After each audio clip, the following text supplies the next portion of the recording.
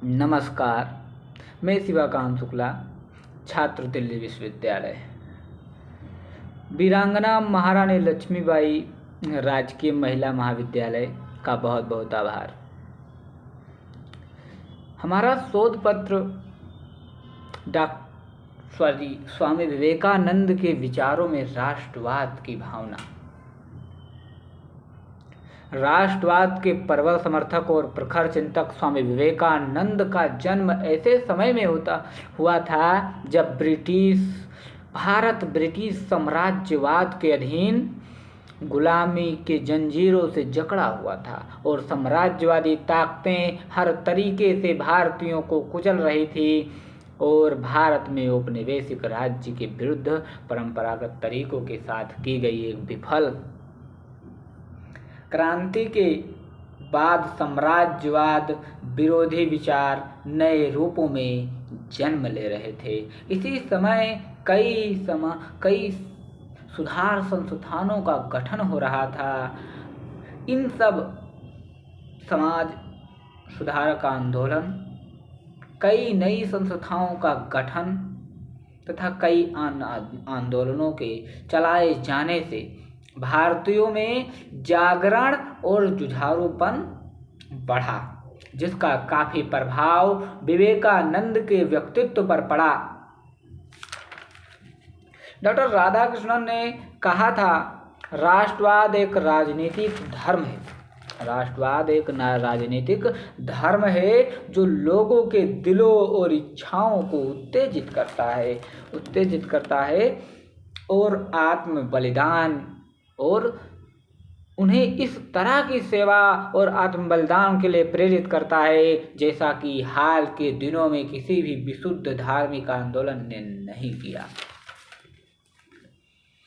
आप सबको पता होगा, 1893 में अमेरिका के शिकागो नामक शहर में विवेकानंद ने जो विश्व धर्म सम्मेलन में जो हिंदू धर्म का प्रतिनिधित्व करते हुए जो भाषण दिया था, जो मार्गदर्शन दिया था, वो उस भाषण को सुनकर पूरी दुनिया ने भारत का हिंदू धर्म का लोहा माना था।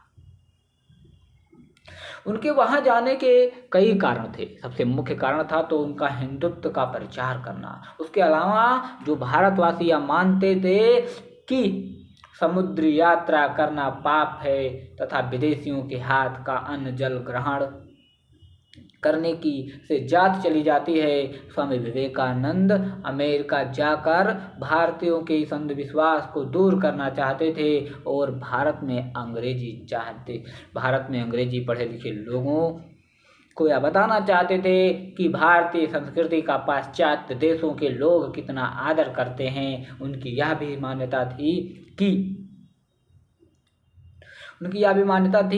कि विश्व के सभी धर्म एक ही धर्मों के विभिन्न अंग हैं। वे संपूर्ण विश्व के धर्मों में एकता स्थापित करना चाहते थे। उस समय पश्चिमी देशों में भारतीयों को प्रायः हे दृष्टि से देखा जाता था। एक अमेरिकी प्रोफेसर जॉर्ज व्हीलर के प्रयासों से उन्हें उस सम्मेलन में बोलने का मौका मिला। उनके भाषणों को पर टिप्पणी करते हुए द न्यूयॉर्क हेराल्ड नामक वहां की प्रतिष्ठित पत्रकार ने लिखा कि धर्मों की पार्लियामेंट में सबसे महान व्यक्ति विवेकानंद हैं। उनका भाषण सुन लेने पर अनायास यह प्रश्न खड़ा होता है कि ऐसे ज्ञानी देश को सुधारने के लिए धर्म प्रचारक भेजने के बाद कितनी बेवकूफ़ी की होगी। राष्ट्रवाद के संबंध में विवेकानंद के जो विचार और समझ थी, सुबोध चंद्र सेन गुप्ता ने अपनी पुस्तक विवेकानंद एंड नेशनलिज्म में लिखते हैं कि विवेकानंद का राष्ट्रवाद ऐसा नहीं था जैसे मार्क्स तथा रूसो का था और लेनिन का था। उनका राष्ट्रवाद तो ऐसा था जहां सभी लोगों को राष्ट्रीय जीवन में सक्रिय भागीदारी हो, जहां सभी को समान समझा जाए और सभी में आत्मीयता और प्रेम हो। और उन्होंने वर्ण व्यवस्था को सही और जाति व्यवस्था और छुआछूत का विरोध किया था। स्मिथ सरकार ने कट्टर विरोधी थे।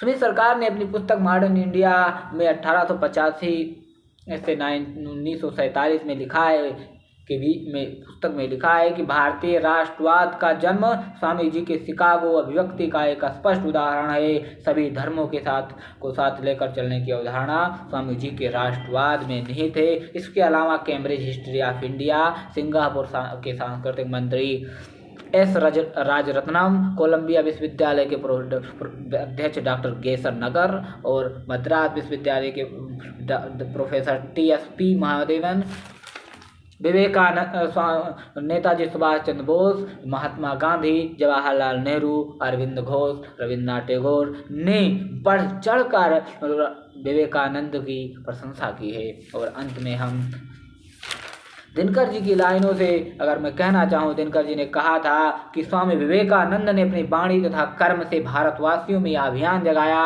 कि हम अत्यंत प्राचीन सभ्यता के उत्तराधिकारी हैं। हमारे धार्मिक ग्रंथ सबसे उन्नत तथा हमारा इतिहास सबसे पुराना है, सबसे प्राचीन है, महान है। हमारा धर्म ऐसा है जो विज्ञान की कसौटी पर खरा उतरा है और विश्व के सभी धर्मों का सार होते हुए भी उन सब से कुछ और अधिक है। स्वामी जी के प्रचार से हिंदुओं को यह विश्वास उत्पन्न हुआ कि किसी के भी सामने सिर झुकाने की आवश्यकता नहीं है। उनके राष्ट्र के प्रति इस उत्कृष्ट कार्य के लिए पूरा हिंदुस्तान सदा उनका ऋणी रहेगा और उनके राष्ट्रवादी विचार सदा इस धरती पर किसान के बीज की तरह, किसान की फसल की तरह फलते और फूलते रहेंगे।